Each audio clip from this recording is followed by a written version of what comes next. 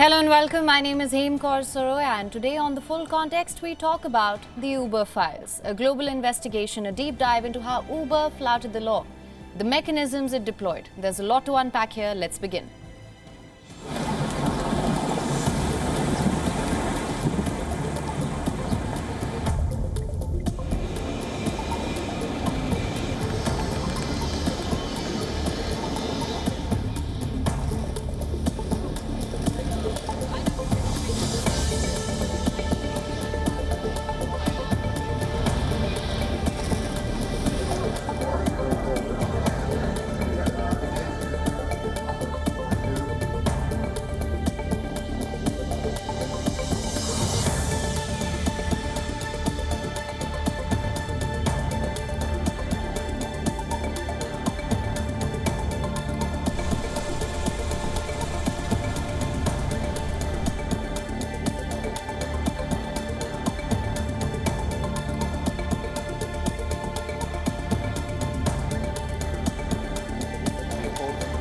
Government? Not yet. Not yet.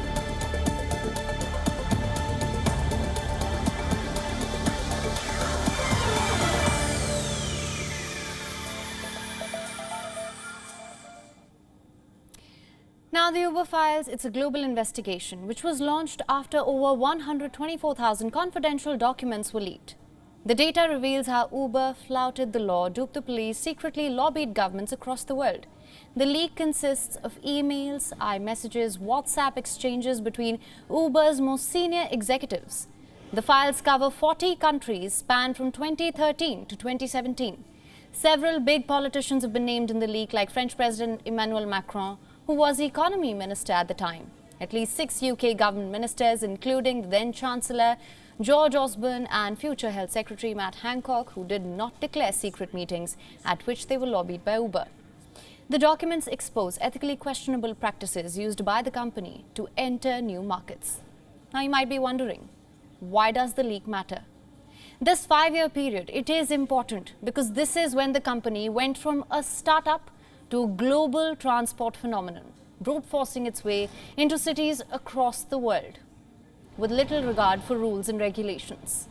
The person who leaked the documents is Emmanuel Macron.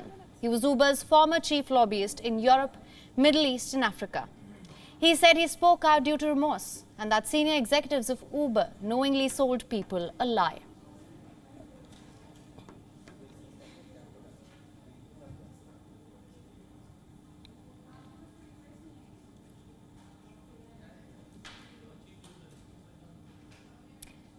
Now, a startling array of politicians have been named in the leaks. Let's start with Emmanuel Macron, who's facing calls for a parliamentary inquiry now. The leaked documents revealed his rather extraordinary efforts when he was the French economy minister to help Uber lobby against the closed-shop taxi industry. French opposition politicians from the left, far right seized on reports of secret, undeclared meetings and the promise of a deal brokered by Macron inside the government to help the company. The revelations come at a difficult time for Macron's party that lost control of parliament in last month's legislative elections.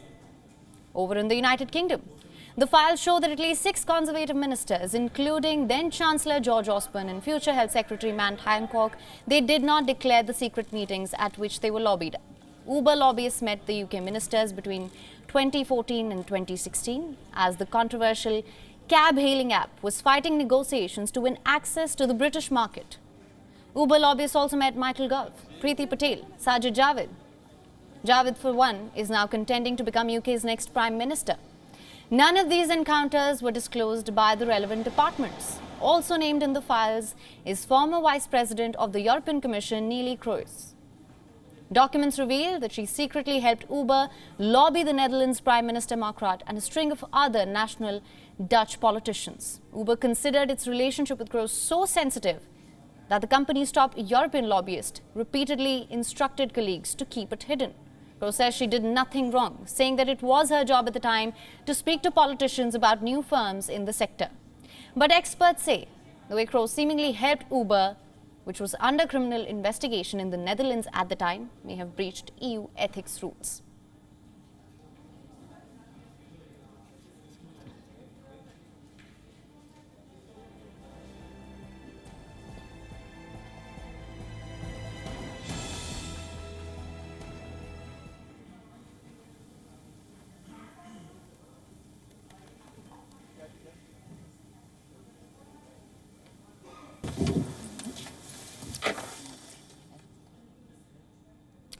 Now, from the leaked files, the term Uber kill switch emerged, a frequently used emergency panic button of sorts, one that could obstruct access to its data and computer systems in the event of raids and investigations.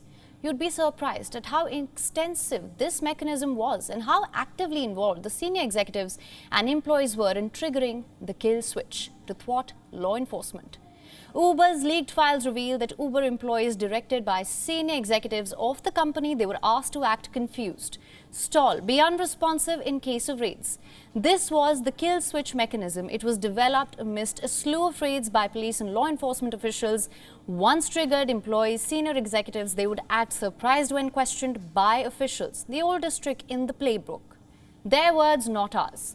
This would then buy them enough time to block access to the core IT systems, meaning the officials probably then would not be able to go through the company's data and access its computer systems. Let's also clarify the kill switch. It was a known mechanism that the company deployed in such scenarios in France, Canada, Hong Kong, India, the Netherlands, Belgium. The earliest information with regards to the use of the kill switch were in relation to 2 raids in France in late 2014. But what was shocking was just how extensive this mechanism was and how often it had been used to thwart law enforcement. Emails accessed show how Uber's former chief executive officer Travis Kalanick and former legal director in Europe instructed its staff, and I'm quoting here, to kill access now during a raid in November 2014 in France. 13 minutes later, the technician then reverted saying, done now. Needless to say, this has now raised questions on other instances where Uber may have breached law and obstructed law enforcement officials. From acting surprised to pretending the IT team was out of reach in a different time zone to covertly shutting down the core IT systems, Uber had several alternative plans. They were thorough, one might say, but not thorough enough, clearly. Despite several attempts by officials, plans, discussions on blocking access and evasion continued. However, as per a statement, Uber has said that the kill switch had been dismantled sometime in 2017 when Dara Khosrowshahi took over from Kalanick as chief executive.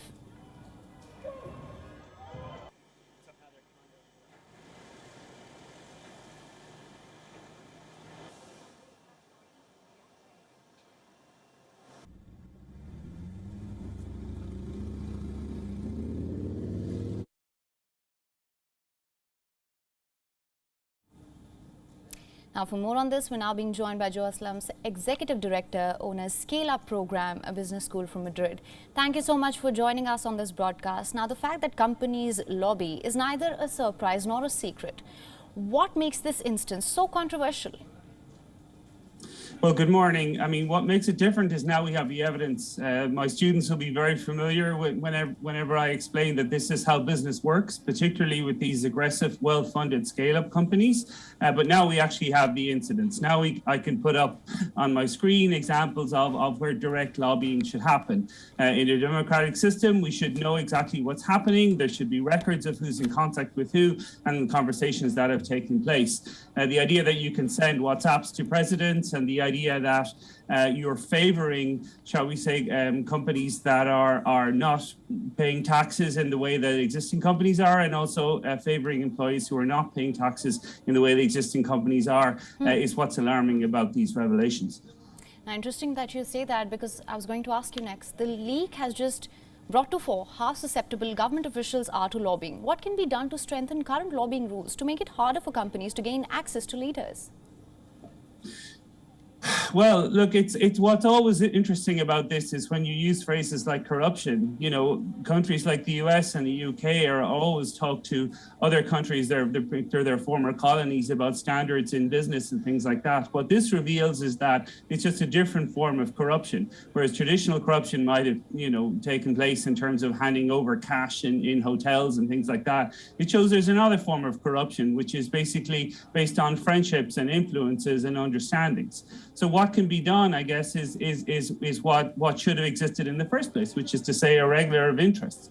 I think there also has to be, you know, much more analysis put on what, you know, these kind of relationships, which is to say that people shouldn't be looking to make an income as a lobbyist or these kind of things. Too many politicians have an eye on what happens after their political office in terms of building up relationships to make money afterwards. I think in terms of money in politics, that's the thing I'm most concerned about. People are just get into politics to make money rather than to actually providing for their people.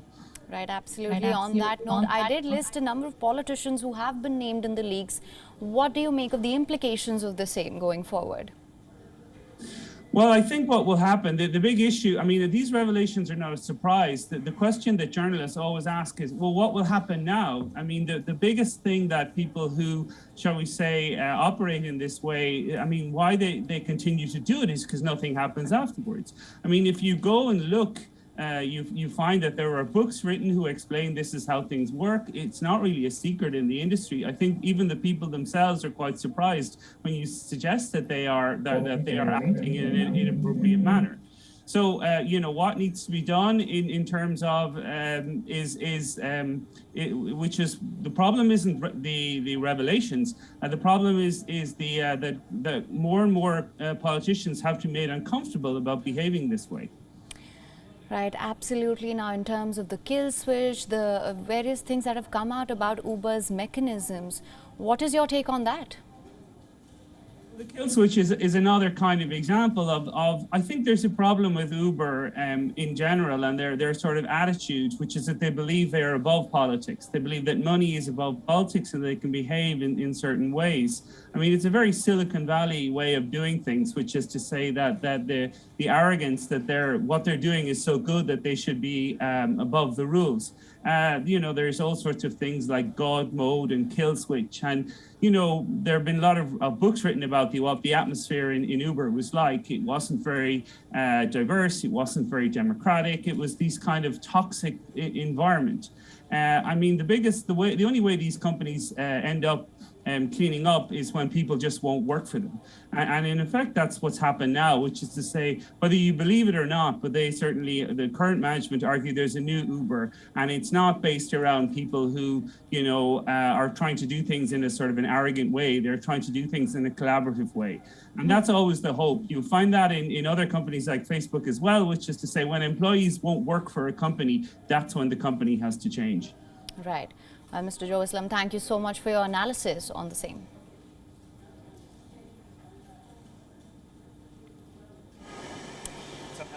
Now we're talking about the Overfiles. It's a global investigation which was launched after over 124,000 confidential documents were leaked. This data reveals just how Uber flouted the law, duped the police, secretly also lobbied governments across the world. Now we're trying to understand the implications of the same. The leak consists of emails, messages, WhatsApp exchanges between Uber's most senior executives and covers 40 countries, spanning from 2013 to 2017. Now, in this, several big politicians have been named as well, like French President Emmanuel Macron, who was the economy minister at the time. Many of the UK government ministers have been named in this as well. The documents expose ethically questionable practices used by the company to enter new markets. Now, if you're wondering why this leak matters, this particular 5-year period is important because this is when the company went from a startup to a global transport phenomenon. It forced its way into cities across the world with little regard for rules and regulations.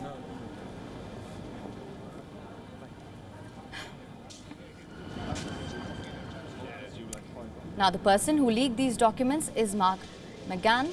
He was Uber's former chief lobbyist in Europe, Middle East, and Africa, and he says that he spoke out due to remorse.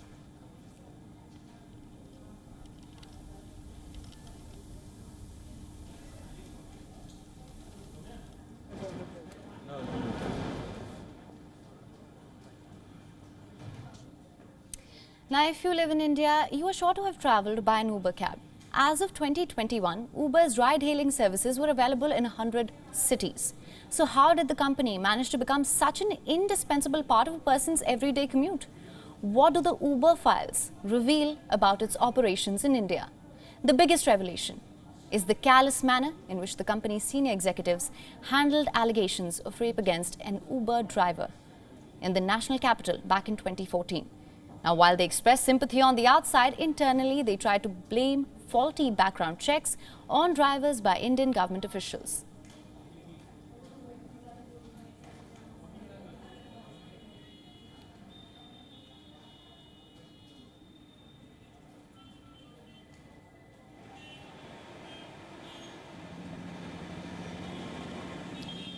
Now, WION correspondent Aditi Gupta went out on the streets of the capital to see if the panic button in every Uber cab in India actually works or not. Take a look.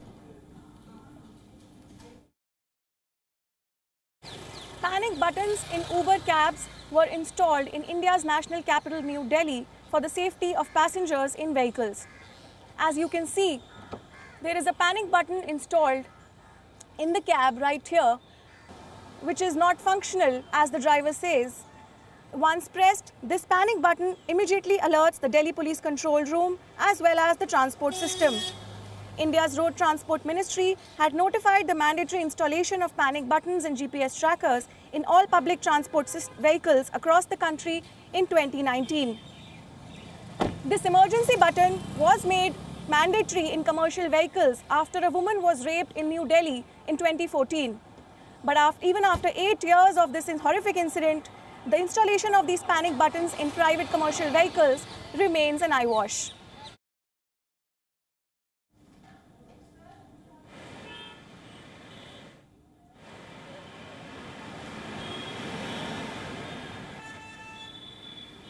Now, this is a global investigation. It was launched after confidential documents were leaked. Now, what we're trying to understand is the implications of same and understand the Uber operations in countries across the globe. Now, the data has revealed that Uber, in fact, on many occasions flouted the law, duped the police and lobbied governments across the globe. Let's just go across to Ritu Sareen, executive editor of the Indian Express, who was part of the consortium of journalists who investigated the leaks. Thank you so much for joining us on this broadcast. Now, what can you tell us about Uber's operations in India, especially the way they handled the 2014 Delhi rape case? Hi, happy to be here. And you said mainly the rape case, so let me begin with that. In fact, the story really did become newsy for us because of what it exposed on the rape case, which was in 2014. And we have woven several stories around it. Some of them are still to come. What it did show is that there was a lot of consternation inside the Uber headquarters when the rape happened. And while the company did release a lot of statements saying they showed sympathy with the victim and the victim's family and all that, they definitely took the line that the Indian government was largely or partly to blame because they had let the security, they had done incomplete referencing for the driver, and he had a similar negative mark on his name, and they let that slip through the system. So that's a line they took in internal communications, that we were not to blame. It was the Indian systems which were to blame. They were also anticipating that when the ban came in New Delhi, there might be, and at the same time, Uber was facing violence and facing uncertainty in some other countries, that this may have a ripple effect. So that is all exposed in the internal correspondence of Uber, which we have already written about. Then, of course, you know that the victim herself moved to America and she sued Uber, and they had an out-of-court settlement with her. There were also subsequent consequences, which we will be writing about later, and I can't talk about it. All right. Uber also announced immediately that they are adding additional security systems for India, and to begin with in India, which was the SOS switch. They also didn't want it to be called the panic button, but they wanted it to be called the SOS switch. And we have done a spot investigation showing that it hardly works, or the drivers feel it is a waste of money. Right. Yeah. And they also definitely went into a PR exercise after their services were restored, signed a number of MOUs, there were high-level visits, and it did make the story quite current for us. Right, absolutely. Now, let's talk about Uber's internal SOS switch, that is the kill switch. When was it used in India? What can you tell us about its operations? Yeah, so, the kill switch has been written about earlier, mostly in the American media. But the Uber files now give the most detailed and exhaustive account about how and well the kill switch was used. So in the files, there are 13 instances. And the good thing about a collaboration like this is that everyone who finds an instant talks about it, and we share documents and share incidents. So partners and ICIJ, we have a list of 13. I must admit that the details of India are a bit sketchy in comparison to, say, details for when it was operationalized and used in a place like Brussels or Paris. There were raids in Paris when it was used, and there was a raid in Brussels when it could not be used, despite the company wanting it, because the computers were seized before they could operationalize the kill switch. So the details are sketchy. We have a senior Uber executive talking about it post the rape period. So we have to assume that it was when all this activity was going on in India, when the rape had happened, when they were banned from India, banned from the capital. And they were, so they did shut down systems. So the emails clearly said, they boast about what we do in India is, even as the local staff appears to be cooperative to the regulators, to the Indian authorities, they have actually been shut down from the systems. And as you know, that Uber had been using software called Casper and Ripley to have the kill switch. And now Uber has responded, sort of saying that, they regret what had happened in the past. And under the present CEO Dara, such technology is not used. All right. Well, that being said, what sort of policy shifts do you think are in order for Uber in India and also elsewhere? Difficult to say, because the Uber files are still playing out, and the regulatory mess in India and in other countries differ from place to place. In India, transport is a state subject. So different states have responded differently in the past. Then there was also the interregnum of COVID, and there are challenges to this gig economy, be it for Uber, be it for Ola, be it for the others. And very recently, a PIL has been filed in the Supreme Court, which mentions Uber in great detail. And the plea that has been taken by the lawyers and by taxi unions, the biggest union is in Hyderabad, they are also respondents to the case, is that that Uber drivers should not be treated as partners, which is what Uber likes to call them, but they should be treated as workers and should also have security, social security status that is given to other workers in the country. Right. Well, Ritu, thank you so much for joining us with your insights on the same. Thank you so much for joining us on this broadcast. Thank you. Well, with that, we call it a wrap on The Full Context. Thank you so much for joining us on WION, A World is One.